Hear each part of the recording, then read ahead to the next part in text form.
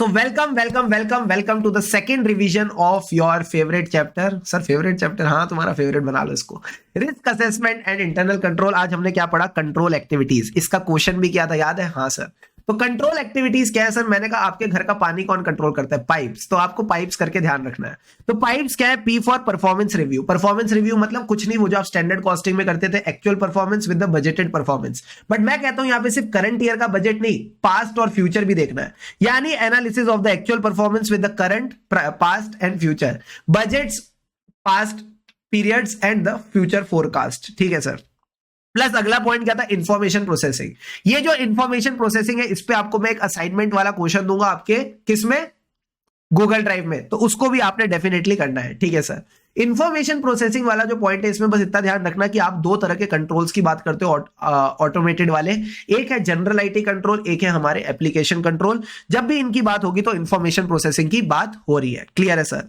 फिर हम बात करते हैं सर किसकी? Physical control. नाम से ही पता चल रहा है कि जो भी हमारे फिजिकल एसेट्स है, लाइक इन्वेंट्री हो गया, कैश हो गया, इनके प्रॉपर फिजिकल सेफगार्ड्स रहने चाहिए, इनको फिजिकली वेरीफाई करना चाहिए और रिकंसाइल करना चाहिए विद द अकाउंट्स, जिसको आप बोलते हो कंट्रोल रिकॉर्ड्स। ठीक है सर।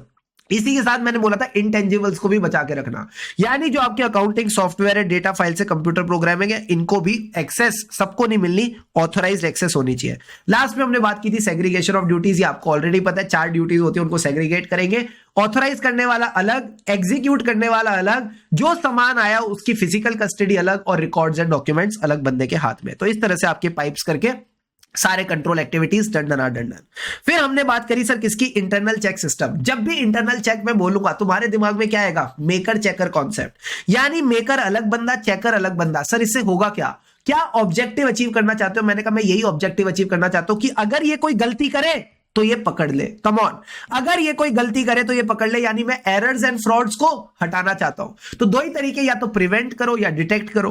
तो ये कहना है सबसे पहले इट विल अवॉइड, यानी prevent the possibility of the errors and frauds, या दूसरा अगर हो जाते तो उनको डिटेक्ट करो। डिटेक्ट के साथ साथ ये भी बताओ किसने किया। कम ऑन, डिटेक्ट के साथ ये भी बताओ किसने किया, यानी locate the responsibility area and identify the person, perpetrator कौन है इसका। ठीक है सर। उसके बाद आपने ये तो बताना ही है कि किसने फ्रॉड किया। इससे होगा क्या सर? इससे ऑर्गेनाइजेशन को 2 फायदे होंगे। एक तो लोग इंटीग्रिटी के साथ काम करेंगे, प्लस उनके काम में एफिशिएंसी आएगी। एफिशिएंसी क्यों आएगी? जब कोई बंदा फ्रॉड करने के बारे में नहीं सोच रहा तो वो सिर्फ काम पे फोकस कर रहा है, तो एफिशिएंसी आनी है। It will increase the efficiency of the staff, it will protect the integrity and prevent the misappropriation of assets. अब एक बात बताओ sir, effectiveness of internal check किस पे डिपेंड करता है? सर दोनों लोगों को पता होना चाहिए, मैं मेकर हूं, तू चेकर है। यानी there should be a clarity of responsibility, division of responsibility. ठीक है सर, CDSA। तीसरी चीज ये, कौन मेकर है कौन चेकर है, ये लिखित में होना चाहिए। ये प्रोसेस स्टैंडर्डाइज्ड होना चाहिए। एंड लास्ट में आप चेक करके चलो ये एक्चुअल में हो रहा है कि नहीं। अप्रेजल भी आपने करना है। तो CDSA करके याद रखना, clarity of responsibility, division of responsibility, standardisation and appraisal. फिर हमने बात करी थी बहुत प्यारे एग्जांपल की। इसमें बस एक बात ध्यान रखनी है, क्या जनरल कंडीशंस क्या है इंटरनल चेक सिस्टम की। तो इनको हमने ना तोड़ के याद किया था। सर तोड़ के मतलब सबसे पहले हमने बोला था क्या होना चाहिए? मेकर चेकर कॉन्सेप्ट होना चाहिए। एक बंदे का काम दूसरा बंदा चेक करे तो एक ही बंदा पूरा काम ना करे। कम ऑन, एक बंदे का काम जब दूसरा बंदा चेक करे तो एक ही बंदा पूरा काम ना करे। No single person should have complete control over the transaction. ठीक है सर। दूसरा पॉइंट क्या था? जॉब रोटेशन होनी चाहिए सेग्रीगेशन ऑफ ड्यूटीज के साथ साथ। एंड तीसरी चीज, जिस जॉब पे हो उसमें साल में एक बार लीव पे भी जाओ। फिर हमने 3 कंट्रोल्स की बात की थी। 3 कंट्रोल्स क्या थे? अकाउंटिंग कंट्रोल, बजटरी कंट्रोल और गोदरेज का लॉकर। ये क्या था? Mechanical devices to store the assets. तो ये 3 कंट्रोल्स की फिजिकल कंट्रोल बोल दो इसको। तो अकाउंटिंग कंट्रोल मतलब accounting control for all the assets and all the transactions. ठीक है। प्लस जो भी अकाउंट्स में है उसको फिजिकली वेरीफाई करके रिकंसाइल करो। फिर हमने बात की थी किसकी? Budgetary control. इसका क्या मतलब है? It is just like the performance review. आपने अपने परफॉर्मेंस को बजट से कंपेयर करना है। ठीक है सर। एंड लास्ट में कहते हैं जहां भी डेविएशन है उसको रिकंसाइल करो। मैकेनिकल डिवाइसेस मतलब आपने मैकेनिकल डिवाइसेस रखने टू स्टोर द कैश। ये 6 पॉइंट मेरे को लगता है काफी है। अब आता है सर अगला पॉइंट, मैनुअल एलिमेंट्स। क्या इंटरनल कंट्रोल में इंसान की जरूरत है या हम सब ऑटोमेट कर सकते हैं? मैंने कहा सब ऑटोमेट नहीं कर सकते। आप सिर्फ उन्हीं चीजों को ऑटोमेट कर सकते हो जो रूटीन ट्रांजैक्शन है, जो रेगुलर ट्रांजैक्शन है, जो नॉन रूटीन अनरेगुलर ट्रांजैक्शन है, अनयूजुअल ट्रांजैक्शन है, उनको ऑटोमेट नहीं कर सकते। So you need person for large unusual non recurring transaction. ठीक है सर। फिर 2 पॉइंट सर्कमस्टेंसेस वाले, ये क्या थे? जो सर्कमस्टेंसेस है सर ये क्या है, difficult to DAP. Difficult to DAP मतलब they are difficult to define, they are difficult to anticipate, difficult to predict. बोलो मेरे साथ, difficult to define, difficult to anticipate, difficult to predict, plus circumstances change हो गए तो accordingly आपको manual element लाना पड़ेगा। एंड लास्ट पॉइंट कहता है सर क्या, जो ऑटोमेटेड कंट्रोल्स है उनको भी चेक करने के लिए इंसान लगेगा। So to monitor the effectiveness of automated control, to monitor the effectiveness of automated control आपको एक मैनुअल एलिमेंट की नीड है। Then we discussed about SOP. SOP is a desi job. कोई बंदा जॉब वाला, देसी जॉब वाला काम नहीं करना चाहता, everyone wants to do some classic thing. तो ये कहता है सर देसी जॉब वाली बात याद रखेंगे। देसी जॉब का क्या मतलब है, डेलीगेशन ऑफ फाइनेंशियल पावर्स को डॉक्यूमेंट करो। कौन बंदा कितना पीओ ऑथोराइज कर सकता है, इसको क्या कहते हैं, फाइनेंशियल पावर्स। तो जो भी ये फाइनेंशियल पावर्स है इनको डॉक्यूमेंट करो। देसी job, E for enterprise risk management. ये वही रिस्क मैनेजमेंट के पॉइंट्स है जो एंटिटी करती है अपने खुद के प्रोसेस में। सबसे पहले identify the risk, assess the risk, mitigate the risk, यही काम एंटिटी का रहता है। एस का मतलब क्या था, सेग्रीगेशन ऑफ ड्यूटीज। आपको पता ही है, no single person should do all the work himself, duty should be segregated properly. ठीक है सर। आई का क्या मतलब था, इंफॉर्मेशन सिस्टम। Very good. नहीं sir, IT based control. IT based control यानी जो कंट्रोल से उनको इंबेड कर दो within the IT system. इसके दो एग्जांपल क्या थे सर, एक तो छोटू वाला कि छोटू लेके जाएगा, पीओ अप्रूव कराएगा, और दूसरा एग्जांपल क्या था, जो आपकी क्रेडिट लिमिट्स है उन्हीं को डिफाइन कर दो विद इन द सिस्टम, तो कोई दिक्कत आएगी ही नहीं। सो आईटी बेस्ड कंट्रोल यही कहते हैं, embed the controls within the system. Controls को सिस्टम के बीच में ही इंबेड कर दो तो कोई इशू नहीं होगा। एंड लास्ट पॉइंट क्या था, जॉब यानी job rotation. Job rotation should be done in sensitive areas. Now sir what are the basic assumptions about a good internal control question. यार सबसे पहली अजम्पशन है जो एक अच्छी एंटिटी में होना चाहिए वो हो रहा है, यानी certain procedures which are used in most business concerns essential for proper control they are happening। क्या क्या एक अच्छी एंटिटी में होता है सर, डेली कैश रिकंसिलिएशन होती है, डेली कैश को बैंक में जमा कराया जाता है, ये बेसिक बातें होती है। फिर 3 पॉइंट बोलो सेग्रीगेशन ऑफ ड्यूटीज के। सर सेग्रीगेशन ऑफ ड्यूटीज के 3 पॉइंट क्या है, डिवीजन ऑफ रिस्पॉन्सिबिलिटी होनी चाहिए, उसी को सेग्रीगेशन ऑफ ड्यूटीज कहते हैं, right sir.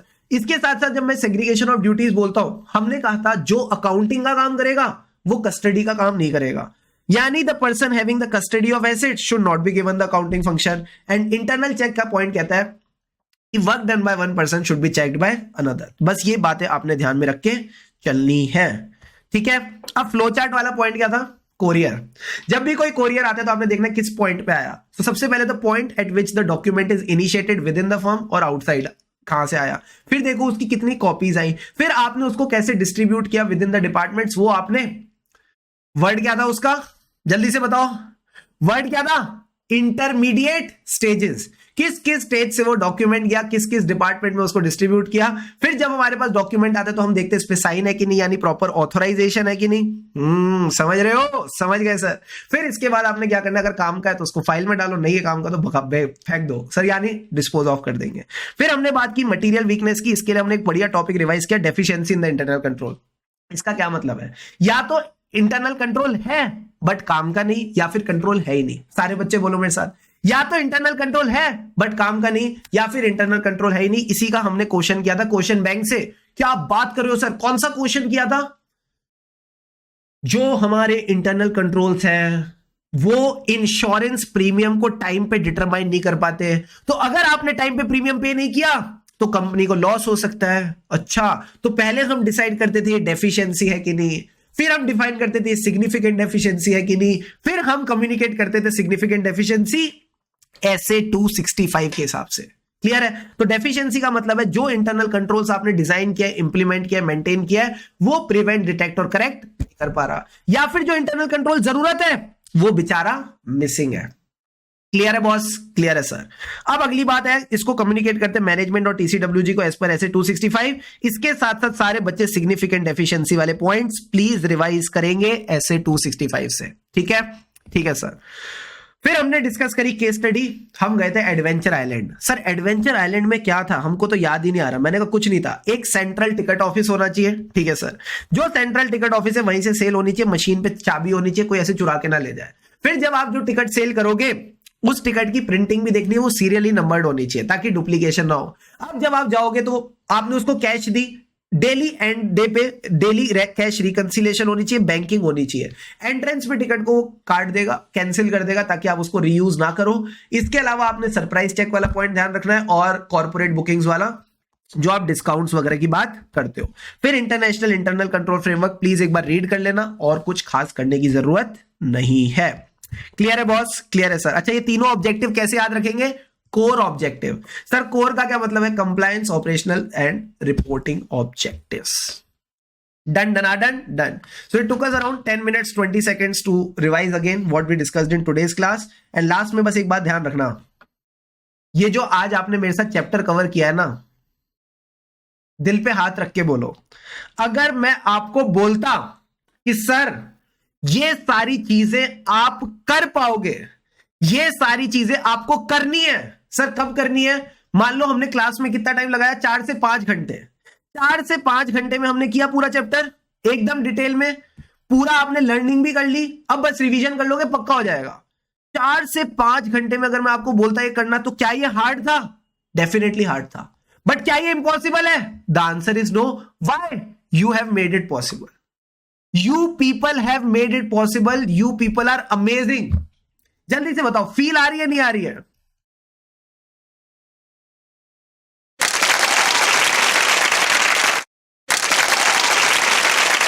Come on everyone, मजा आया नहीं आया? डेफिनेटली आया सर। सो बस भाई इसी तरह से लगे रहो, आगे बढ़ते रहो, धूम मचाते रहो, और कुछ करने की जरूरत नहीं है। Make sure you revise it all. जो भी हमने पढ़ा क्लास में अच्छे से इसको रिवाइज करो, क्वेश्चन बैंक की प्रैक्टिस करो, और कुछ करने की जरूरत नहीं है।